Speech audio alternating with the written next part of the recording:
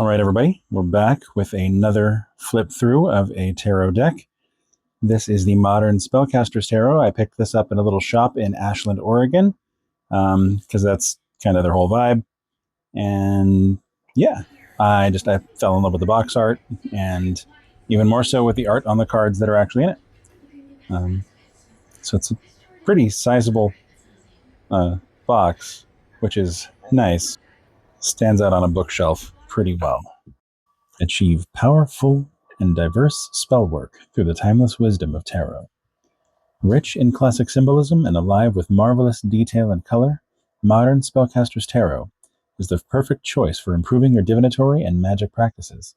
Scott Murphy's stunning artwork showcases the familiar elements of the Rider-Waite in a bold new style featuring ancient pagan mythos, diverse ethnicities, and practical spellwork. Meditate on the cards for heightened spiritual awareness. Cast a tarot spell for greater prosperity. Connect with the elements for increased personal power. Designed for beginners and advanced practitioners alike, this versatile deck will help you create a dynamic union between traditional symbols and today's human experience. Well done, Scott Murphy and Melanie Marquis. And instead of it being just like a lid, it actually hinges back, which I thought was kind of cool. Handy guide giving the creator's interpretation of the cards, how tarot works. And not just an instructional book on this deck specifically, but also kind of a general instructional book on tarot. I like that it is still very much Rider-Waite based. So if you're familiar with that art style or that kind of depiction of the tarot, you're still going to get a lot of that here, but it is more of a modernized and fantasy vibe, which I like a lot. Without further ado,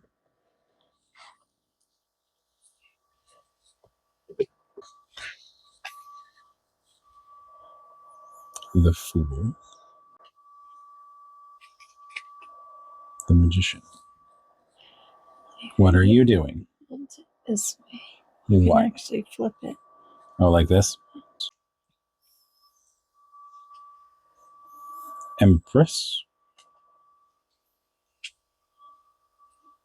The Emperor. The Hierophant. The Lovers. The Chariot. Strength. One of my favorite depictions of this card of all time, to be quite honest. The Hermit. The Wheel of Fortune. Justice. The Hanged Man. Also one of my favorite depictions of that, just because you don't usually see this much of a variation on the theme. It's not upside down. There is that. Death. Very rarely do you see literal death. Yeah, that doesn't happen often either. Temperance. The Devil. The Tower. Very classic depiction. Yeah. Upside down girl falling from it. Mm-hmm. The Star. The Moon. Gotta have the Lobster. Mm. The Sun. I kind of get Rumpelstiltskin vibes out of this one. Yeah. You know what I mean? Judgment. This one is very different. Yes. Yeah. Yeah. That's very Phoenix-like. Yeah, I can see that.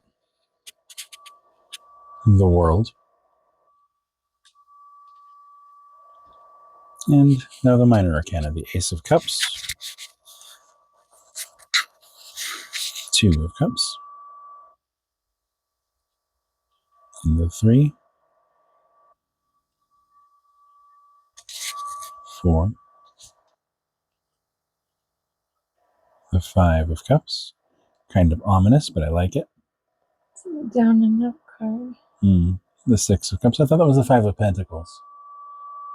5 of every minor arcana means that you're discontent, down and out, or just unhappy in some. The 5 is the bad luck number for minor arcana. If you look at the minor arcana, not just by the suit, because each suit is a different thing, but then the numbers were also all similar. Like they all kind of align across the suits. It's like a grid. Fair enough. Six of Cups. Nostalgia. Seven of Cups. Torn by choice, I believe. I think so. And the Eight of Cups. 9. 10. Very happy ending. Yes. I don't know. It's so happy. It makes me cringe almost. Let people enjoy things. The Page of Cups. The Knight of Cups. I like that he's riding on a fish. That's dope. I don't know. I dig it. Queen of Cups. And the King. Now the Pentacles. Ace. 2. Juggling. 3. 4. Miser. 5. Hardship. 6. Generosity. Yeah, generosity. 7. Steady growth. 8. Growing into something. Investment. There's the Scottish Terrier. 9. Nothing. And 10. Page of Pentacles. Knight of Pentacles. Squirrel. Queen of Pentacles. Another squirrel. King of Pentacles. Squirrel. Ace of Wands. 2 of Wands. 3 of Wands. 4.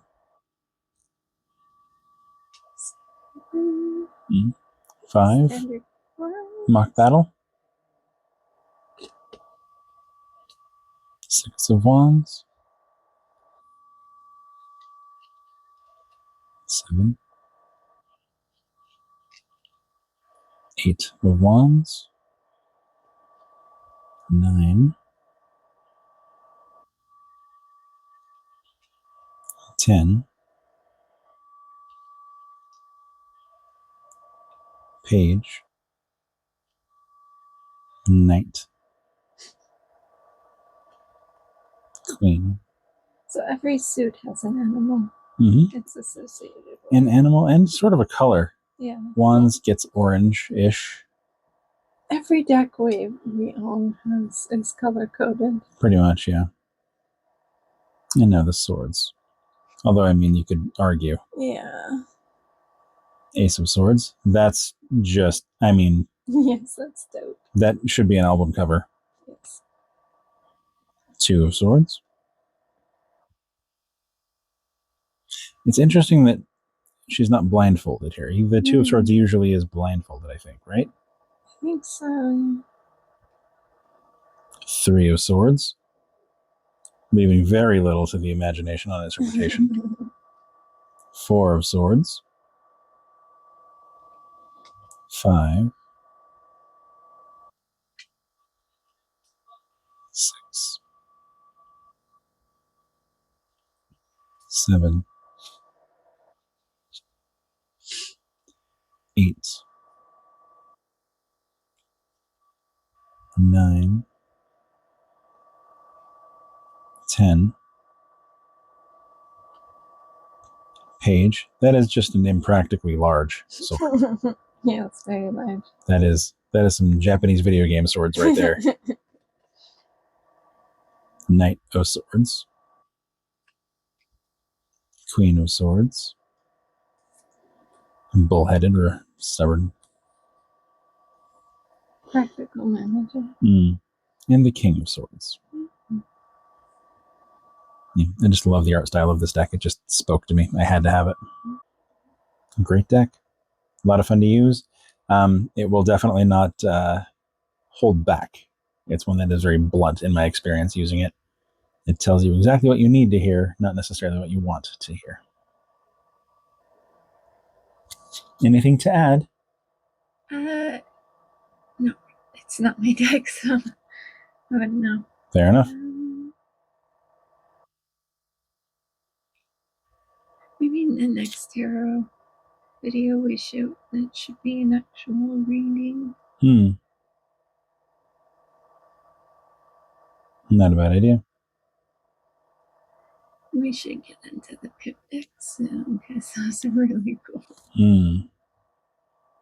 Indeed.